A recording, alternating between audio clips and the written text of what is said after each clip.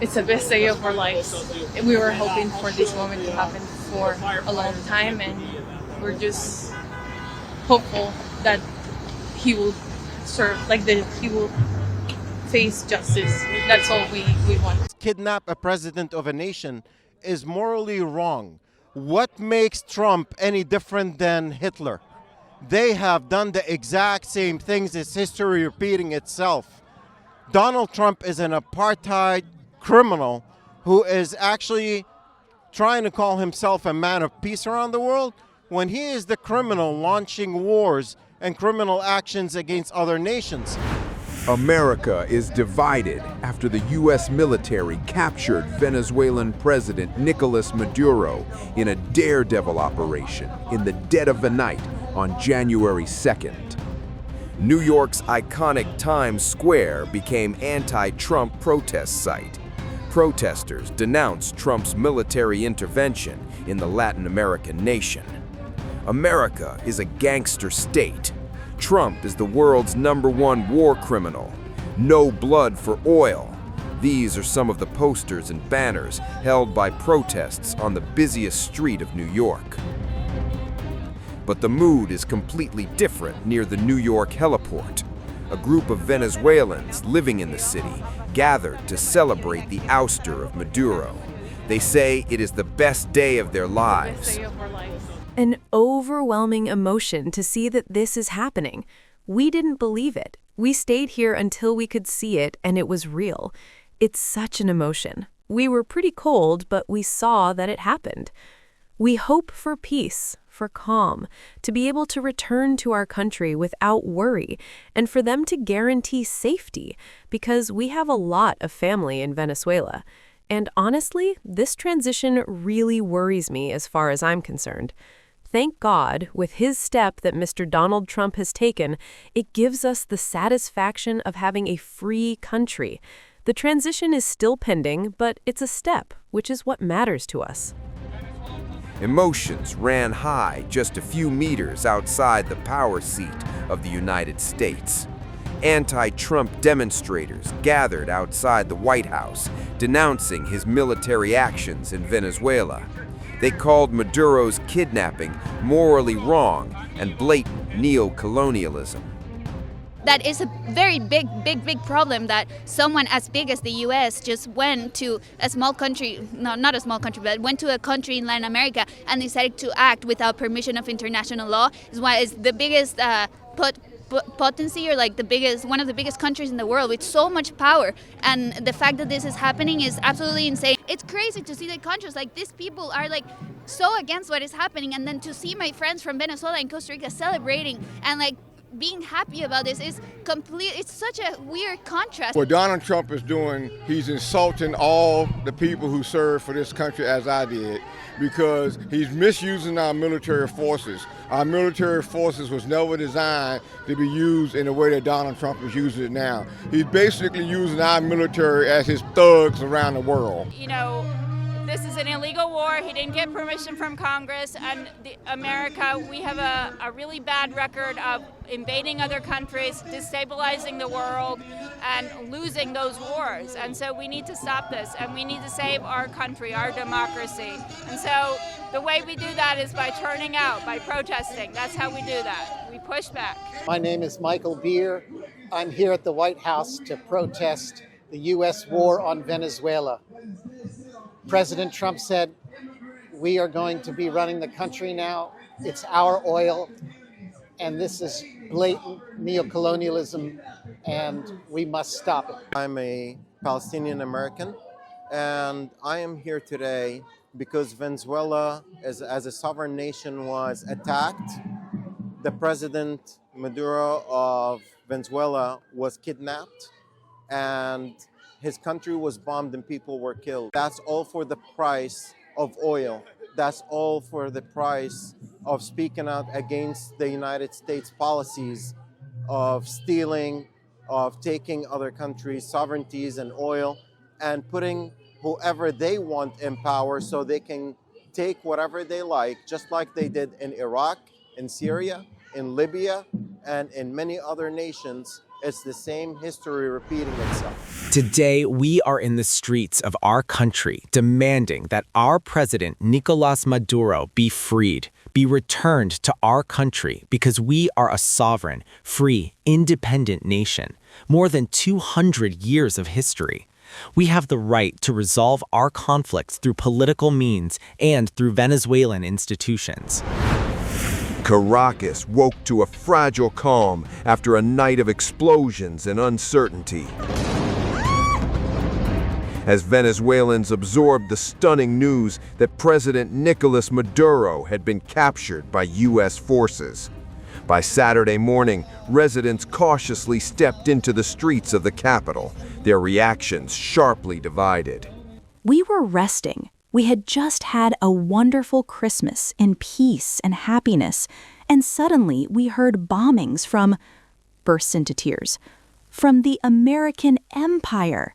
We never imagined they would dare to do so much, because here in Venezuela, we are only building sovereignty, peace, and happiness with our president, Nicolás Maduro, the legitimate president whom Venezuelans elected to govern, and where we were building a commune project where the Venezuelan people were organized and voting on projects, each in their own territory. This took us by surprise, and we truly feel it is a violation of our lives. Some celebrated what they saw as the end of an era, while others denounced what they called a violation of Venezuela's sovereignty. The mood across the city swung between relief, disbelief, fear, and deep political tension. Supporters of the embattled president took to the streets, calling for his immediate release. They declared that Venezuela is a sovereign, free, independent nation and demanded that Maduro be returned to the country. The UN and international laws have to take responsibility once and for all. This cannot stay like this, because if they do this here, they go further and go somewhere else, and by the time you realize it, they will have taken everything. Nobody does anything anymore. But here, we are a warrior people. We are not afraid of what he did. We are staying here. We are going to defend this land with our blood. We are going to defend it like this.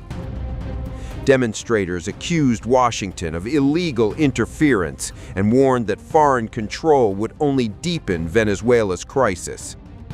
U.S. President Donald Trump confirmed that American special forces carried out the operation, saying Maduro was seized and transported to the United States to face trial. Late last night and early today, at my direction, the United States Armed Forces conducted an extraordinary military operation in the capital of Venezuela. Overwhelming American military power, air, land, and sea, was used to launch a spectacular assault. And it was an assault like people have not seen since World War II.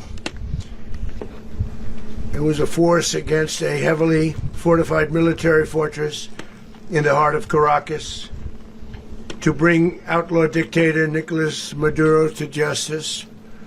This was one of the most stunning, effective, and powerful displays of American military might and competence in American history. And if you think about it, we've done some other good ones, like the attack on Soleimani, the attack on al-Baghdadi, and the obliteration and decimation of the Iran nuclear sites just recently in an operation known as Midnight Hammer. All perfectly executed and done. No nation in the world could achieve what America achieved yesterday, or frankly in just a short period of time.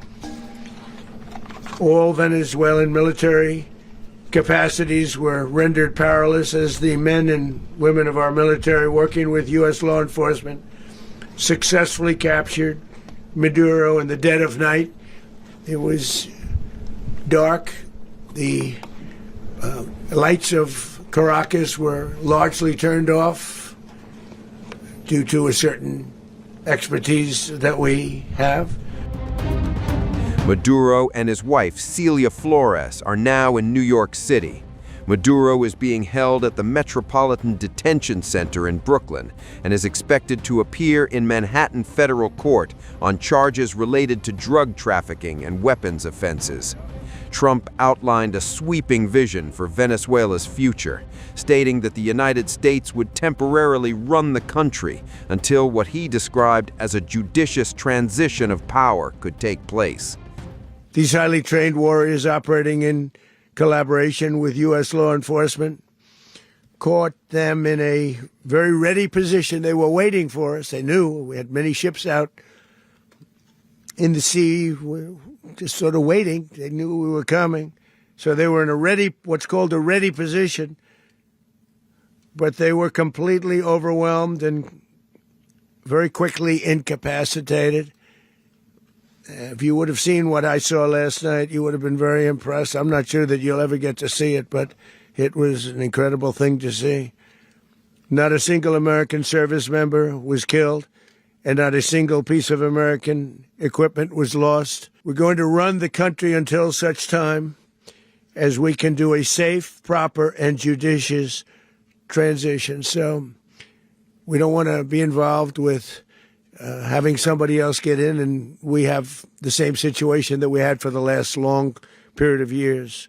So we are going to run the country until such time as we can do a safe, proper, and judicious transition.